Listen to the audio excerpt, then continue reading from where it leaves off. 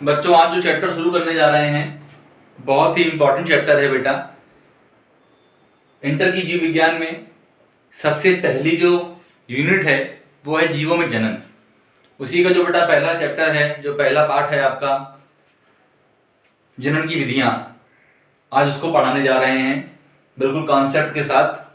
एक बार पढ़ेंगे आप तो आपको अंदर से कॉन्फिडेंस आ जाएगा कि नहीं ये चैप्टर हमको आ गया। तो बेटा बात समझते हैं जनन। ठीक है बेटा, चैप्टर का नाम क्या है बेटा? जनन। जो आपका पाठ है उसका नाम क्या है बेटा? जनन। जनन बेटा क्या है?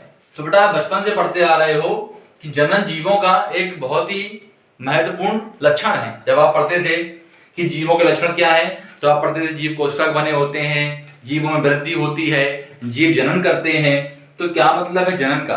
तो बेटा बात समझिएगा कि बेटा हमारी धरती पर बहुत सारे जीव पाए जाते हैं और ये आज से नहीं करोड़ों साल पहले से पाए जाते हैं। जब से जीवन की उत्पत्ति हुई है, जब से जैव विकास हुआ है, उसके बाद बहुत सारे जीव, अलग अलग वैरायटी, अलग अलग प्रकार की किस्मों के जीव उत्पन्न हुए, उनका विकास हुआ और उनसे फिर उनके उसी तरीके के नए एनिमल्स या नए पौधों का विकास होता गया। कैसे हुआ बेटा? तो कोई भी एनिमल वगैरह अपने जैसे संतानों को उत्पन्न करता था और वो संतानें भी अपने जैसे संतानों को उत्पन्न करती थी। इस प्रकार से बेटा धरती पर जीवों की संख्या का क्रम बराबर चलता रहा। यदि जीवधारी इस प्रक्रिया का पालन ना करते तो शायद आज हम लोग यहाँ पर पृथ्वी पर उपस्थित ना होते और हम लोग भी बेटा इसी प्रक्रिया का पालन करेंगे जिससे आगे नई पीढ़ी जन्म लेगी। ऐसे बेटा पौधे हों या कोई सूक्ष्म जीव हो, वो भी इसी प्रक्रिया को पालन करते हैं बेटा, इसी विधि का पालन करते हैं। तो आप समझ गए होंगे जनन क्या है। तो बेटा जनन वह विधि है जिससे कोई भी जीवधारी अपने जैसे जीवों को उत्पन्न करता है। क्या है बेटा? तो जनन वह विधि है, जनन क्या है? वह विधि है जिससे जीव अपने जैसी संतानों को उत्पन्न करते हैं। ठीक है बेटा, बात समझ में आई ना? अच्छा, इसका कारण क्या है? इसका रीजन क्या है? ऐसा क्यों करना पड़ता है? क्यों करते हैं ऐसा? तो अपनी जाति की निरंतरता को बनाए रखने के लिए। पूछे कि क्यों आवश्यक है जनन? एनसीईआरटी का क्वेश्चन है कि क्यों आवश्यक है जनन, क्यों आवश्यक है। अगर आपसे ऐसा क्वेश्चन आता है बोर्ड्स में तो आप बताओगे कि जीव जाति की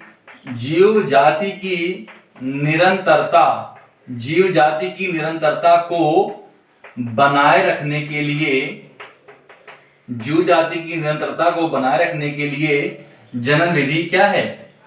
उपयोगी है, या जनन विधि का उपयोग किया जाता है या जीवधारी जनन करते हैं। बात समझ में आपको आ गई होगी। पहली बार जनन क्या है? तो जनन वह विधि है जिससे जीव अपने जैसी संतानों को उत्पन्न करते हैं। अब क्वेश्चन पूछेगा कि क्यों आवश्यक है जनन? तो आप बताओगे कि जीव जाति की निरंतरता को बनाए रखने के लिए जो जैविक क्रिया है वो क्या कहलाती है? जनन कहलाती है। बात समझ में आई कि जीव जाति की निरंतरता को बनाए रखने के लिए जो जैविक क्रिया जीव करते हैं बेटा वो क्या कहलाती है? जनन कहलाती है। ठीक है, जैविक क्रिया मतलब क्या होता है? कोई पूछे आपसे जैविक क्रिया क्या होती है, तो जीवधारी द्वारा की जाने वाली जो क्रियाएं होती हैं वो क्या कहलाती है बेटा? जैविक क्रियाएं। जैसे श्वसन है, उत्सर्जन है, जनन है, पाचन है, ये बेटा किसका एग्जाम्पल है? जैविक क्रियाओं का। ठीक है बेटा, तो अब बात करते हैं जनन की विधियां क्या है बेटा, बात समझिएगा। जनन बेटा एक बहुत बड़ी यूनिट है, बहुत बड़ा चैप्टर है। इसमें भी आप पढ़ोगे पुष्पी पौधों में लैंगिक जनन, आगे आप पढ़ोगे मानव में जनन। बहुत ही इंपॉर्टेंट अच्छे टॉपिक आपको पढ़ने को मिलेंगे और इससे बहुत अच्छे क्वेश्चन बनते हैं एग्जाम में आपके, चाहे वो कोई कॉम्पिटिटिव एग्जाम हो। अब बेटा बात करते हैं जनन की विधियां। तो बेटा जनन की विधियां कितनी होती हैं? तो बेटा इसकी प्रमुख दो विधियां मानी गई हैं। एक हमारी अलैंगिक जनन, दूसरी बेटा हमारी लैंगिक जनन। बेटा एक विधि और होती है, उसे बोलते हैं कायिक जनन या वर्धी जनन।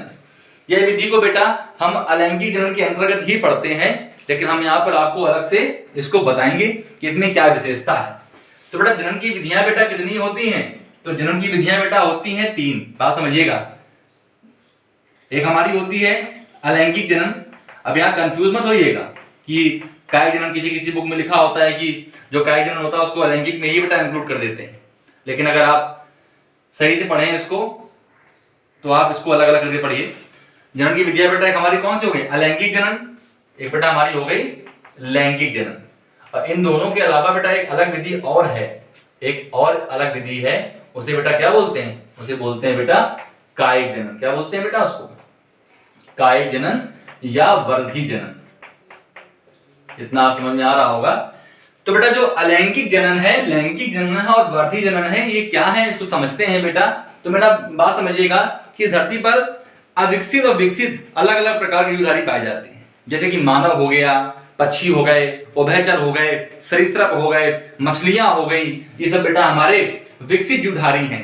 आम, नीम, बबूल, सरसों, ये जो बड़े बड़े वृक्ष आपको दिखते हैं, अनाप्रतिबीजी, अप्रतिबीजी, हमारे ब्रायोफाइटा, टेरिडोफाइटा, ये हमारे विकसित पौधे हैं। जो हमारे शैवाल हैं, जो हमारे जीवाणु हैं, जो हमारी मोनेरा जगत के जो जीवधारी हैं, जो हमारी पूर्व केंद्र की कोशिकाओं से मिलकर बने जो जीव हैं, जो हमारे प्रोटोजोआ के जीव हैं, ये हमारे अविकसित जीव हैं। इन्हें हम अनडेवलप्ड प्राणी मानते हैं, अविकसित जीव मानते हैं। तो बेटा जो अलैंगिक जनन होता है, यह सामान्यतः आपको अविकसित प्राणियों में या अविकसित जीवों में देखने को मिलेगा जिनका विकास कम हुआ है। तो ये हमारा जो है एक कम विकसित, ये जो विधि है बेटा वो कम विकसित प्राणियों में पाई जाती है, ठीक है, या कम विकसित जीवों में पाई जाती है। अब जीवों में चाहे वो पौधा मानो आप, चाहे पादप जगत का जीव हो और चाहे वो कोई जंतु जगत का जीव हो। अगर आपसे कोई पूछे पादप जगत में क्या है, तो इसमें हमारे शैवाल आ जाएंगे और इसमें हमारा कौन आ जाएगा, इसमें हमारे प्रोटोजोआ के जीव आ जाएंगे, ठीक है। ऐसा नहीं कि शैवाल और प्रोटोजोआ में लैंगिक जनन नहीं होता है, होता है, लेकिन ज्यादातर शैवाल और प्रोटोजोआ जनन के लिए अलैंगिक जनन की विधियों का ही प्रयोग करते हैं। अब बेटा बात समझते हैं कि अलैंगिक जनन जो है बेटा वो कम विकसित जीवों में होता है। अब बात समझ लेते हैं बेटा अलैंगिक जनन में क्या होता है कि लैंगिक अंगों की आवश्यकता नहीं होती है बेटा, इसमें लैंगिक अंगों की आवश्यकता नहीं होती, ठीक है। जो अलैंगिक जनन है बेटा इसमें लैंगिक अंगों की आवश्यकता नहीं होती। अब बात करते हैं इसी की टॉपिक के अगले कि अलैंगिक जनन में बेटा जब लैंगिक अंग नहीं होंगे तो बेटा इसमें जो है युग्मकों का निर्माण भी नहीं होगा, युग्मकों का निर्माण भी नहीं होगा। जब निर्माण नहीं होगा तो युग्मकों की क्या नहीं होगी, आवश्यकता नहीं होगी। तो अगर हम चाहें तो ये लिख सकते हैं कि इसमें युग्मकों की कोई आवश्यकता नहीं पड़ती। अब युग्मक क्या होते हैं, तो बेटा लैंगिक जनन की क्रिया में भाग लेने वाली जो एक कोशिकीय जो अगुणित कोशिकाएं होती हैं वो क्या कहलाती हैं, युग्मक कहलाती हैं। तो युग्मक क्या है आप समझ लीजिए, युग्मक क्या है, तो युग्मक क्या है, युग्मक बेटा विशेष प्रकार की अगुणित कोशिकाएं होती हैं, विशेष प्रकार की अगुणित, आप ध्यान दीजिएगा युग्मक क्या है, युग्मक विशेष प्रकार की अगुणित कोशिकाएं होती हैं जिनका यूज कहां होता है, जिनका उपयोग कहां होता है, इनका उपयोग कहां किया जाता है, तो ये बेटा हमारी लैंगिक जनन के अंतर्गत काम में आती है। मेरी बात समझ में आ गई होगी आपको। अभी आपको युग्मक वगैरह पढ़ने को अच्छे से मिलेगा मानव जनन में, ठीक है, अभी आप समझ लीजिए केवल। तो इसमें बेटा जब युग्मकों की आवश्यकता नहीं होगी और बेटा जब युग्मक नहीं बनेंगे तो बेटा जाइगोट नहीं बनेगा, जो हमारा युग्मनज होगा तो युग्मनज का निर्माण भी नहीं होगा, नहीं होता। युग्मनज क्या होता है, तो बेटा इन युग्मकों के मिलने से जो एक कोश की संरचना बनती है उसे बोलते हैं युग्मक, उसे बोलते हैं युग्मनज बोलते हैं। क्या बोलते हैं बेटा इसको, युग्मनज बोलते हैं। तो जब युग्मनज नहीं बनेगा और बेटा युग्मनज से ही नया जीव बनता है, युग्मनज का निर्माण नहीं होगा तो बेटा भ्रूण भी नहीं बनेगा, भ्रूण का निर्माण भी क्या होगा, नहीं होगा, अनुपस्थित होगा, नहीं होगा, ठीक है। इसके बाद में जो अलैंगिक जनन है बेटा इसमें क्या होता है, इसमें बेटा एकल जीव भाग लेता है, जनन में एकल जीव भाग लेता है, इसीलिए इसको हम एकल जीव जनन भी कहते हैं, इसको हम एकल जीव जनन भी कहते हैं। इसमें कोई सिंगल एनिमल अपने आप से नए बच्चों को जन्म दे सकता है, ठीक है। इसका एग्जांपल आप क्या दे सकते हो, हमारे शैवाल और हमारे प्रोटोजोआ के सदस्य। तो इसका एग्जांपल आप दे सकते हो, उसका उदाहरण दे सकते हो आप, इसका आप उदाहरण दे सकते हो शैवाल, हमारा जीवाणु, हमारा प्रोटोजोआ के सदस्य अमीबा वगैरह, और कुछ प्रोटोजोआ और कुछ शैवालों में सेक्सुअल रिप्रोडक्शन भी पाया जाता है, ठीक है।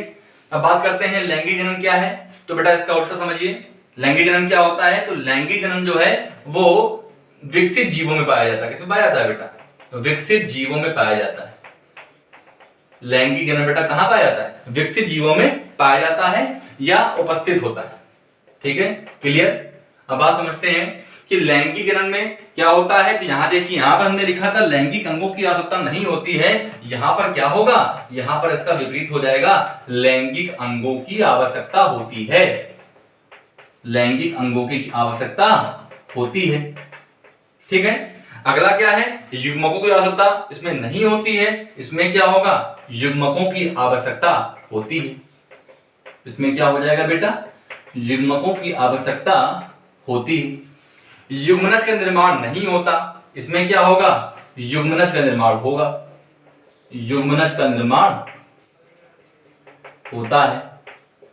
जब बेटा युग्मनज बनता है तो क्या बनता है, भ्रूण बनता है, इसमें क्या है, भ्रूण का निर्माण नहीं होता, इसमें क्या होगा, भ्रूण का निर्माण होता है, इसमें लैंगिक जनन में होता है।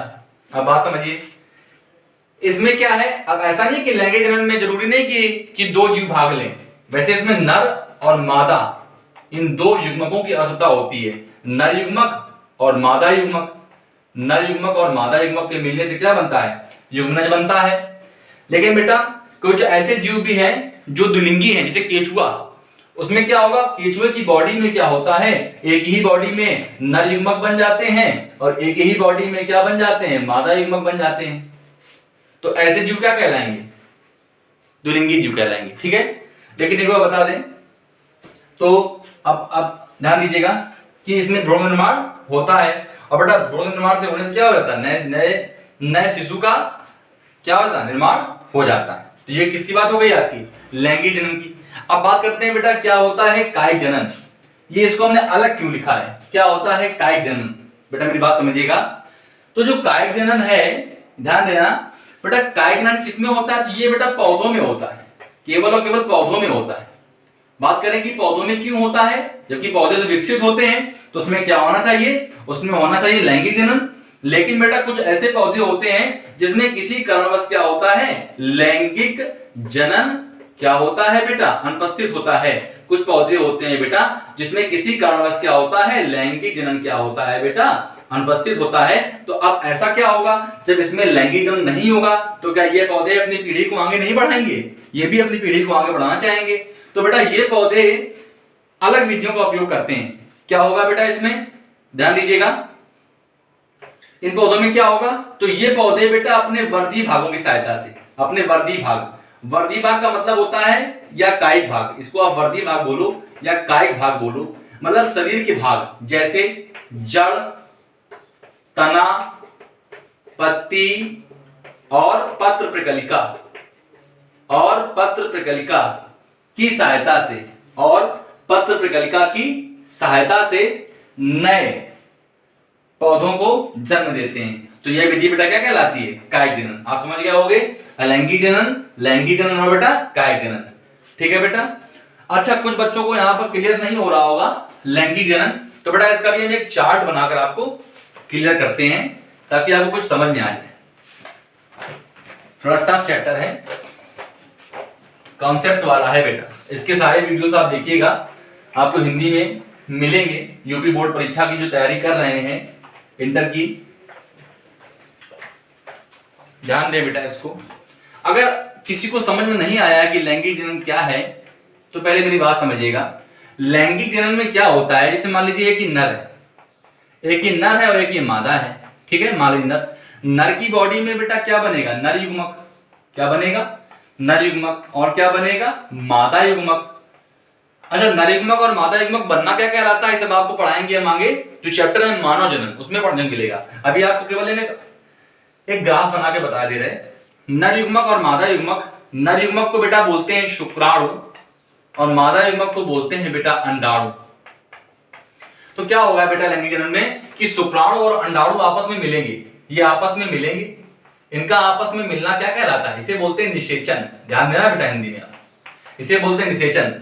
निषेचन से क्या बनेगा बेटा, इससे बनेगा जाइगोट, जिसे बोलते हैं युग्मनज, इससे बनेगा युग्मनज।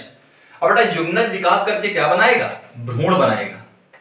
अब भ्रूण से क्या बनेगा, भ्रूण से बेटा हमारा जो शिशु है उसका निर्माण हो जाएगा। अगर पौधे की बात करो तो भ्रूण के बाद मां क्या बन जाएगा, बीज बन जाएगा। जो बीजांड होता है बेटा, जो बीजांड होता है वो बीजांड की जो आउटर कवरिंग वगैरह होती है उसको भ्रूण अंदर बन जाता है और ये बीजांड सूख के अलग हो जाता है और ये जो सीड कोट बन जाता है तो क्या बन जाता है, बीज बन जाता है। लेकिन पौधे की बात करें तो उसमें क्या बन जाता है, शिशु बन जाता है। तो ये किसका तरीका है, लैंगिक जनन का। और युग्मक क्या होते हैं, हमने बताया था कि युग्मक हमारी क्या है, विशेष प्रकार की कोशिकाएं हैं जो कैसी होती हैं, अगुणित होती हैं। अगुणित मतलब क्या होता है, इसमें आधे गुणसूत्र होते हैं। कितने गुणसूत्र होते हैं बेटा, आधे गुणसूत्र होते हैं। जैसे मान लीजिए एक मनुष्य के शरीर में 46 क्रोमोसोम है, तो उस मनुष्य के युग्मक में कितने गुणसूत्र पाए जाएंगे, तो उसका आधा कर दो, 23 कर दो। अगर हम बात करें कि जो हमारे क्लास में या जो हमको बायोलॉजी पढ़ाते हैं सर, उन सर की बॉडी में कितने क्रोमोसोम है, उन सर की बॉडी में 46 क्रोमोसोम है। तो उन सर के युग्मक में कितने क्रोमोसोम होंगे, 23 क्रोमोसोम होंगे। क्योंकि जब 23 क्रोमोसोम और 23 क्रोमोसोम मेल के और 23 क्रोमोसोम फीमेल के मिलेंगे तभी क्या बनेगा, दोबारा 46 होगा ना। तो युग्मक क्या है, युग्मक क्या होते हैं, तो युग्मक विशेष प्रकार की कोशिकाएं होती हैं जो कैसी होती हैं, अगुणित होती हैं, जिनमें क्या होते हैं, आधे गुणसूत्र। युग्मक का एग्जांपल क्या है, मादा युग्मक और नर युग्मक। नर युग्मक क्या बोलते हैं, शुक्राणु। मादा युग्मक क्या बोलते हैं, अंडाणु। ठीक है, इतना क्लियर आपको हो गया होगा। आगे आपको नेक्स्ट वीडियो में, अगली वीडियो में बेटा आपको जनन के तरीके बताएंगे, अलैंगिक जनन के प्रकार, उसका चार्ट बनाकर समझाया जाएगा। ऐसे आपको वीडियो बराबर देखने को मिलते रहेंगे। अगर वीडियो समझ में आया हो बेटा तो चैनल को लाइक एंड सब्सक्राइब जरूर करें, जिससे आपको परीक्षा में आने वाले विशेष प्रकार के अलग अलग आपको जो टॉपिक पढ़ने को लगातार मिलते रहेंगे। धन्यवाद।